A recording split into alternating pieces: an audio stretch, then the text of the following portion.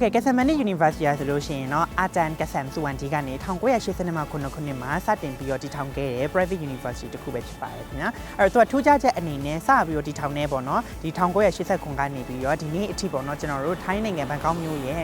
top 10 private university တွေမှာသူကနှစ်စဉ်နှစ်တိုင်းအမြဲပါဝင်နေကြပါတော့ပြီးတော့လို့ရှိရင်ကျွန်တော်တို့ကျောင်းမှာဆိုလို့ရှိရင် campus နှစ်ခုရှိပါတယ် Patanakan campus နဲ့ Rom Cloud campus ပြီးနှစ်ခုရှိရဲ international ကျောင်းသားတွေနဲ့ကျွန်တော်တို့ bachelor degree တော်တော်များများကတော့ဒီ Rom Cloud campus မှာပဲလာရောက်သင်ကြားရတာဖြစ်ပါတယ်အခုကျွန်တော်ရောက်နေရကလည်း Rom Cloud campus ပဲဖြစ်ပါတယ်ပေါ့နော်အဲ့တော့ကျောင်းမှာဆိုလို့ရှိရင်ကျွန်တော် international ကျောင်းသားပေါင်း900ကျော်ရှိပြီးတော့ဒီကျောင်းသားတွေကနိုင်ငံပေါင်း32မှာ5နိုင်ငံကနေပြီးတော့လာရောက်ပညာသင်ကြားနေကြတာဖြစ်ပါတယ်တရုတ်မြန်မာလာအိုကမ်ဘောဒီးယားဖိလစ်ပိုင် USA ပြီးတော့လို့ရှိရင် Australia နောက်တစ်ခါကျလို့ရှိရင်ရုရှားတူရကီယူကရိန်းအစရှိတဲ့နိုင်ငံပေါင်းပေါ့နော်32မှာ5နိုင်ငံကျော်ကနေလာရောက်ပညာသင်ကြားနေရမလို့ International Student Vibe ကိုလည်းအပြည့်အဝရရှိမှာပဲဖြစ်ပါတယ်ပြီးတော့လို့ရှိရင်ကျွန်တော်တို့ကျောင်းမှာကဒီထိုင်းဘာသာနဲ့ပို့ချနေထိုင်းဘာသာ program တွေလည်းရှိတယ်လို့ကျွန်တော်တို့အင်္ဂလိပ်စာနဲ့ပို့ချတဲ့ international program တွေလည်းရှိရမလို့ကျွန်တော်ရွေးချယ်ကြလဲစုံလင်လာပါတယ် major ပေါင်းကလည်း50ကျော်ရှိရမလို့ကျွန်တော်တို့အနေနဲ့ကိုစိတ်ဝင်စားတဲ့ major ကိုတက်ရောက်လို့ရပါတယ်ပေါ့နော်ကဲ okay အဲ့ဒါဆိုလို့ရှိရင်ကျွန်တော်ဆက်လက်ပြီးတော့မှဘာ major ရှိလဲဘယ်လိုမျိုး facility ရှိလဲဆိုတော့ကျွန်တော်တို့အနေနဲ့တက်လွှာချင်းဒီတနေရာချင်းဒီလိုက်ပြီးတော့လေ့လာကြမယ်နော်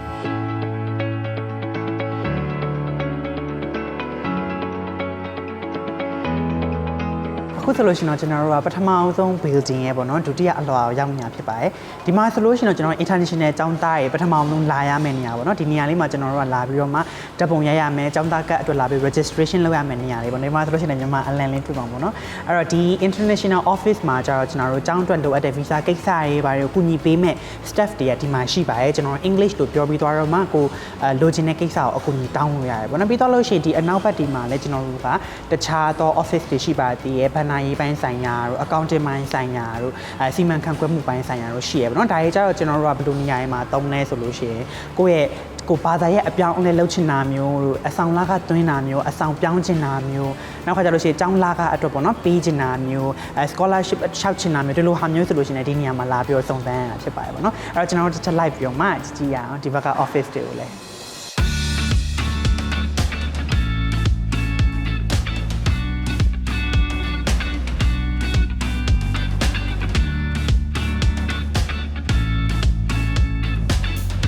အခုကျွန်တော်ရောက်နေရတာကတော့ International College ပဲဖြစ်ပါတယ်ဒီမှာဆိုလို့ရှိရင်အနောက်မှာတွေ့ရတဲ့အတိုင်းပဲပေါ့နော်အဲ့တော့ undergraduate programs တွေရှိမယ်ဒီဘက်မှာဆိုလို့ရှိရင် graduate programs တွေရှိမယ်ပေါ့နော်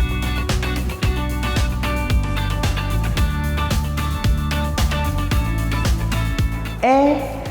ဒီအမကကျွန်တော်နဲ့တည်ရဲ့အမပေါ့နော်သူက Master Engineering တက်နေတာပေါ့နော်အဲ့တော့သူ့ကိုသွားပြီးတော့မှကျွန်တော်ဆက်စုကြည့်ရအောင် Master Program မှာဘာရှိလဲဘယ်လိုမျိုး subject တွေရှိတယ်ဘာတွေရွေးချယ်လို့ရလဲဆိုတာလေးပေါ့နော်အဲ့တော့မြန်မာကျောင်းသားတွေအတွက်အမ Master မှာဘယ်လိုမျိုး program လေးရှိလဲပေါ့နော်ဘာတွေတက်လို့ရလဲဘယ်လိုရွေးချယ်လို့ရလဲပြီးတော့စတင်တာအသင်အပြကောင်းလားမကောင်းလားဒါလေးနည်းနည်းလောက်ပြောပြပေးပါအောင် Master မှာဆိုလို့ရှိရင်ဒီ engineering ဘိုင်းမှာဆိုလို့ရှိရင်တော့international အတွက်ဆိုလို့ရှိရင်တော့ engineering management ရှိရယ် engineering management ရှိရယ်ဒီ time program အတွက်ဆိုလို့ရှိရင်တော့ civil engineering လည်းရှိရယ် engineering management လည်းရှိရယ်ပေါ့နော်ဒီမှာဆိုလို့ရှိရင်အမကလည်းအခုကလက်ရှိမှာ engineering management တက်နေရဆိုတော့ကျတော့ဒီ program နဲ့ပတ်သက်ပြီးတော့တကယ်ကိုကောင်းနေပေါ့နော်အတင်ပြအောင်ပါအဂျင်နီတင်ပြတဲ့ဟာလည်းတကယ်ကိုစိတ်ဝင်စားဖို့လည်းကောင်းနေပြီးတော့ဒီ software တွေနဲ့လုံးဝဟိုဒီပေါ့နော်လုံးဝမဲ့ကိစ္စတွေအကုန်လုံးဒီစာတွေ့အပြင်ဒီ software တွေနဲ့ run တဲ့ပုံစံတွေကသင်ပေးရဖြစ်တဲ့အတွက်ကြောင့်မလို့အမတကယ်လို့ပေါ့နော်ကိုက time program တက်ချင်တယ်ဆိုလို့ရှိရင် time ဘာသာစကားတက်လို့ရှိရင်ဒီကိုလာလို့ရတယ်ပေါ့နော်ရတယ်မောင်အဲ့ဒါလေးကကြာထူးခြားချက်ပေါ့နော်တချို့အကြောင်းတွေကြာကျွန်တော်တို့က time စကားပြောတတ်တယ်ဒါပေမဲ့ time program ရွေးလို့မရတာမျိုးရှိရပေါ့နော်ဒီမှာကျတော့ကိုက time စာကိုလုံးဝပြောနိုင်တယ်ဆိုလို့ရှိရင် time program ရွေးလို့ရတယ်ကျောင်းသားကလည်းတက်တာပေါ့နော် time ကျောင်းသားရဲ့နဲ့ international ကျောင်းသားရဲ့ကျတော့ time program ကပိုပြီးသေးတက်တာပေါ့နော်နောက်ပြီးတော့ကျတော့ဒီ MBA ဘိုင်းနဲ့ပတ်သက်ပြီးလို့ရှိရင်ဘာတွေရှိလဲဆိုရင် MBA မှာ2ခုရှိရယ် marketing နဲ့ management နဲ့ဆိုပြီးတော့2ခုရှိရယ်marketing နဲ့ management တည်တံ့ဆိုပြီး2ခုရှိတယ်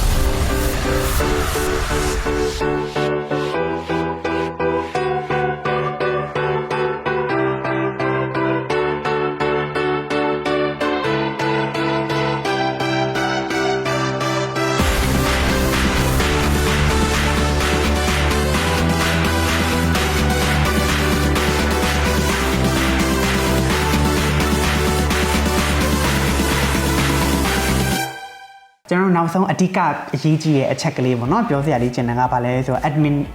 admission ပေါ့နော်ပြောရမယ်ဆိုဝင်ခွင့်ပေါ့နော်ကျောင်းကိုလာတက်ချင်တဲ့ညီတို့ညီမတို့အကိုတို့အမတို့အတွက်ကျောင်းဝင်ခွင့်အခြေအနေကဘယ်လိုမျိုးရှိလဲဆိုတော့ပြပြပေးသွားမှာပါအဲ့တော့ကျွန်တော်ကပဲ bachelor degree နဲ့ပတ်သက်ပြီးတော့ပြပြပေးမယ်ပေါ့နော်အဲ့တော့ bachelor degree နဲ့ပတ်သက်ပြီးတော့ကျွန်တော်တို့ကျောင်းကလာရောက်ပြီးပညာသင်ကြားခြင်းတယ်ဆိုရင်တော့ပထမအောင်ဆုံးမဖြစ်မနေလိုအပ်တာက